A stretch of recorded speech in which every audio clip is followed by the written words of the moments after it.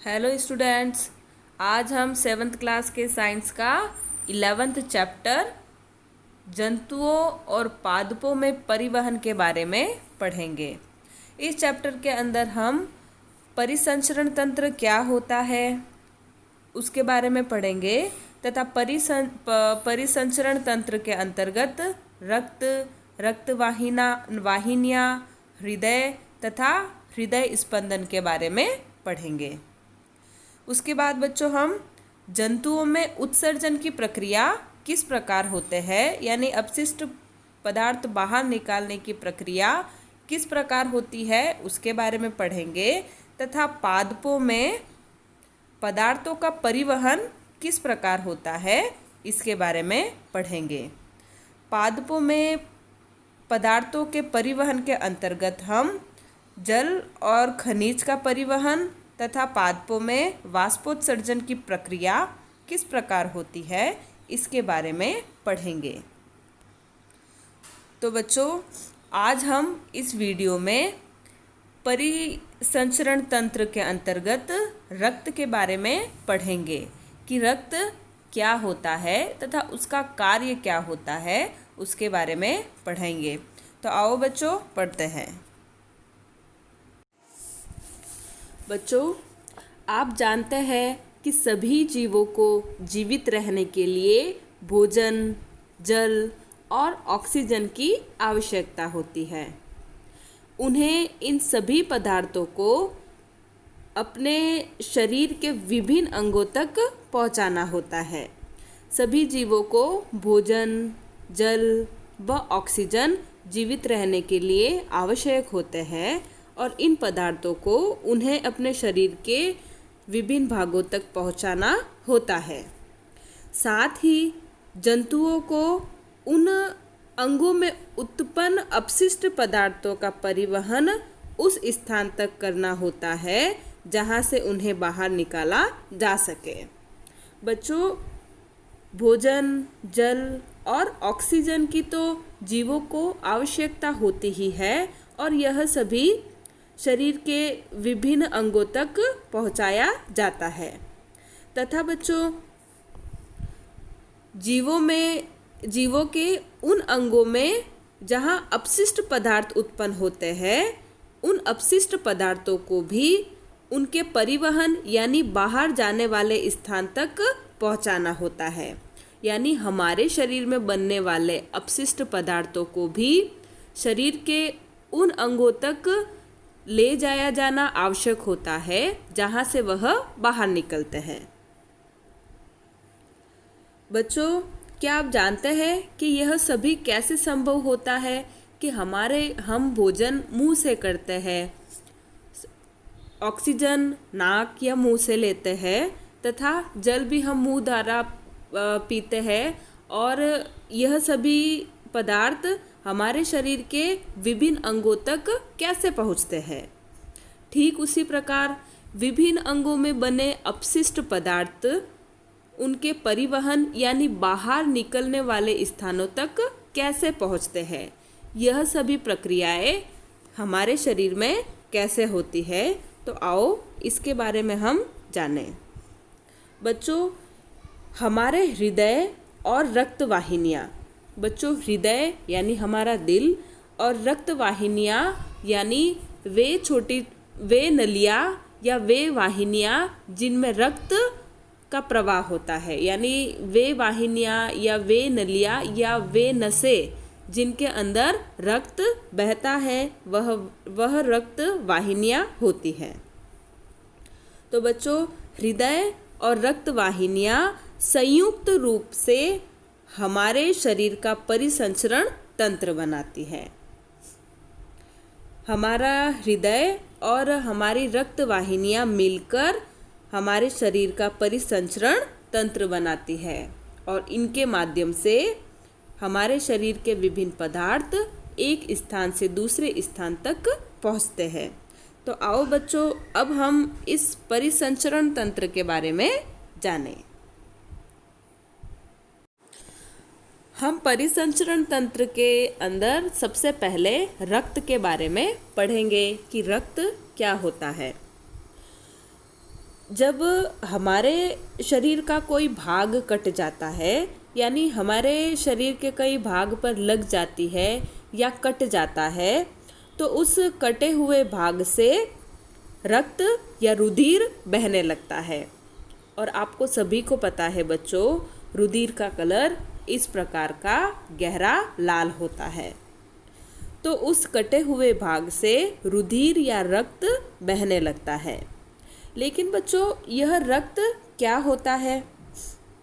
यह रक्त हमारे पूरे शरीर में किस प्रकार पहुंचता है? तो बच्चों, यह रक्त एक तरल पदार्थ होता है। यह दिख रहा है बच्चों, एक तरल यानी लिक्विड। जिस तरह से बच्चों पानी होता है तरल पदार्थ, उसी तरह से रक्त भी एक तरल पदार्थ होता है। लेकिन बच्चों, रक्त एक गाढ़ा तरल पदार्थ होता है। तो बच्चों, रक्त वह तरल पदार्थ या गाढ़ा द्रव होता है जो रक्त वाहिनियों में प्रवाहित होता है। जो हमारी शरीर की रक्त वाहिनियाँ, जिसे हम नसें कहते हैं, उन नसों में या रक्त वाहिनियों में प्रवाहित होता है, यानी चलता रहता है। बच्चों, यह रक्त पचित भोजन को क्षुद्रांत से शरीर के अन्य भागों तक ले जाता है। बच्चों, हम जो भोजन करते हैं उसका पाचन होता है। आपको पता है कि उसका पाचन, हमारे पाचन तंत्र में उस भोजन का पाचन होता है। और पचित भोजन को छोटी आंत से रसांकुर के माध्यम से इस रक्त द्वारा इस पचित भोजन को अन्य भागों में ले जाया जाता है। हमारी जो छोटी आंत होती है बच्चों, उस छोटी आंत में एक अंगुली नुमा प्रवर्ध होते हैं, रसांकुर। वहाँ पर रक्तवाहिनियाँ उपस्थित होती है। वह रक्तवाहिनियाँ इस छोटी आंत से पचित भोजन को लेकर शरीर के विभिन्न अंगों तक पहुंचाती है। अर्थात यह पचित भोजन, यह रक्त छोटी आंत से लेकर शरीर के विभिन्न अंगों तक यह पचित भोजन ले जाता है। और तथा फेफड़ों से ऑक्सीजन को भी रक्त ही शरीर के विभिन्न भागों की कोशिकाओं तक ले जाता है। तथा शरीर के अपशिष्ट पदार्थों का परिवहन भी रक्त द्वारा होता है। तो बच्चों, हम जो जीवित रहने के लिए भोजन, जल और ऑक्सीजन लेते हैं, इस भोजन, जल और ऑक्सीजन को हमारे शरीर के विभिन्न भागों की कोशिकाओं तक यह रक्त ही पहुंचाता है। और रक्त एक प्रकार का गाढ़ा तरल पदार्थ होता है जो रक्त वाहिनियों अर्थात रक्त नलियों में बहता है। यह देखो बच्चों, इस प्रकार से रक्त का प्रवाह होता है। यह रक्त वाहिनी है जिन्हें हम सामान्य भाषा में नसें या नलियाँ भी कहते हैं। यह रक्त वाहिनियाँ हैं और यह संपूर्ण इन रक्त वाहिनियों में बहता हुआ रक्त है। अब बच्चों, हम रक्त के बारे में जानेंगे कि रक्त किस किस से मिलकर बना हुआ होता है। बच्चों, यह रक्त एक तरल पदार्थ से मिलकर बना हुआ होता है जिसे प्लाज्मा कहते हैं।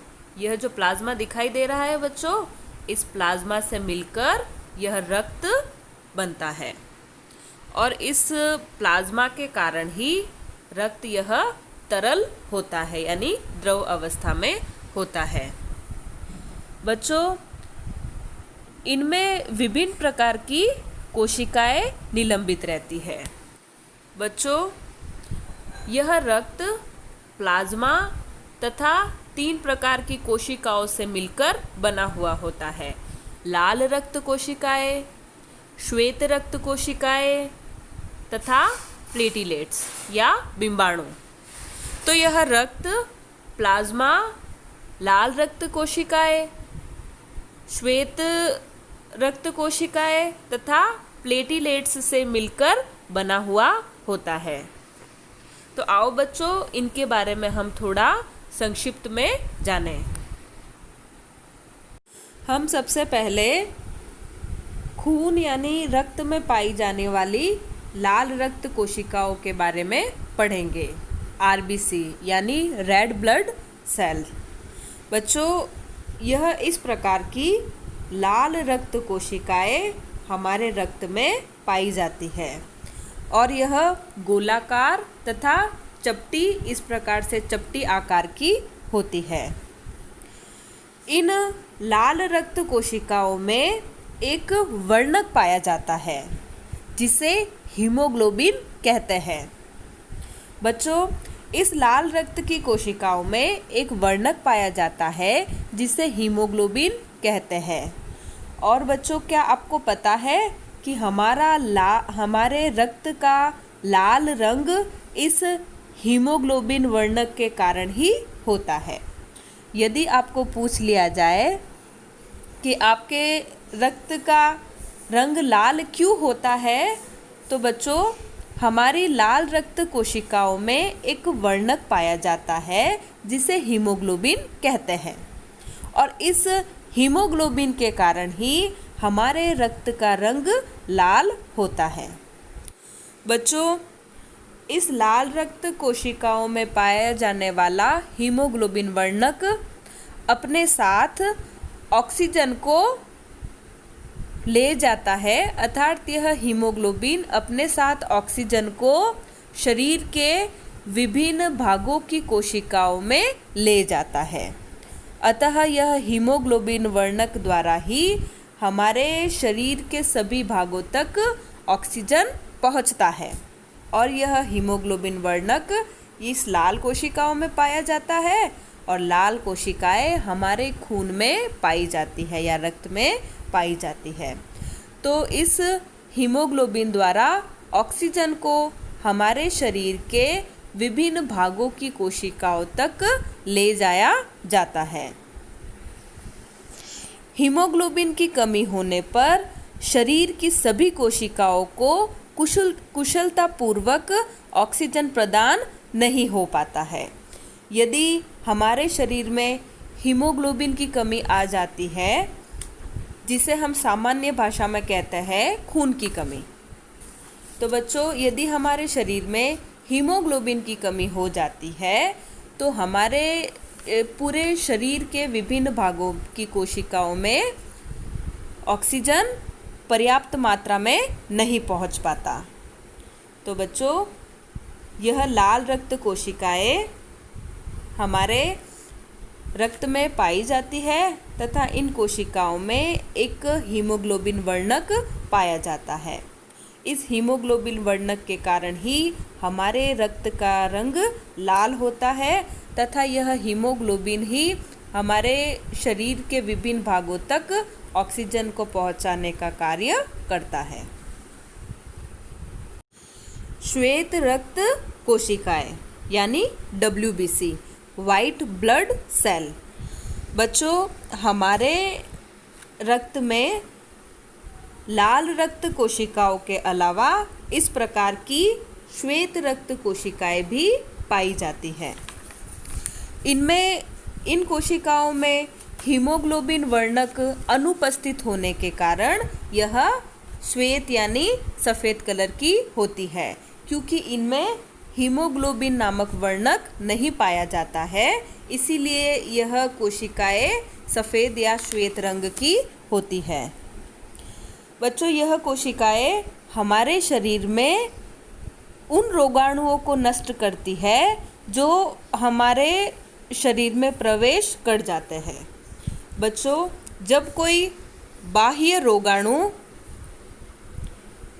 बाहर से रोगाणु हमारे शरीर के अंदर प्रवेश करते हैं, तब यह श्वेत रक्त कोशिकाएं उन रोगाणुओं को नष्ट करती है, अर्थात उन बाहर से आने वाले रोगाणुओं को यह श्वेत रक्त कोशिकाएं नष्ट करती है या उन्हें मारती है। पट्टिकाणु या प्लेटलेट्स। बच्चों, हमारे रक्त में प्लाज्मा, लाल रक्त कोशिकाएं तथा श्वेत रक्त कोशिकाओं के अलावा एक और कोशिकाएं जिन्हें पट्टिकाणु या प्लेटलेट्स या बिंबाणु भी कहते हैं, ये होते हैं। तो बच्चों, हमारे खून में लाल रक्त कोशिकाओं व श्वेत रक्त कोशिकाओं के अलावा पट्टिकाणु या इस प्रकार के प्लेटलेट्स भी पाए जाते हैं। यह प्लेटलेट्स या पट्टिकाणु हमारे शरीर में रक्त का थक्का बनाने का कार्य करते हैं।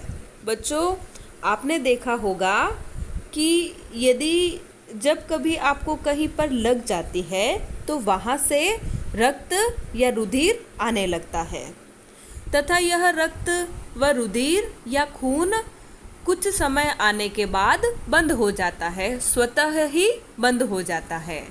वह इन प्लेटलेट्स या पट्टिकाणु के कारण होता है, क्योंकि यह पट्टिकाणु या प्लेटलेट्स रक्त का थक्का बनाते हैं, जिससे रक्त का स्त्राव बंद हो जाता है। यह देखो बच्चों, इस तरह से जब हमें कभी कहीं पर लग जाती है तो इस तरह से खून बाहर निकलने लगता है। लेकिन बच्चों, खून में उपस्थित या रक्त में उपस्थित यह प्लेटलेट्स इस प्रकार से रक्त का थक्का बनाते हैं, यानी कोशिकाओं को इकट्ठी करता है, इस प्रकार से रक्त का थक्का बनाता है और रक्त को बहने से रोकता है। तो बच्चों, यह पट्टिकाणु या प्लेटलेट्स हमारे शरीर में रक्त का थक्का बनाने का कार्य करते हैं।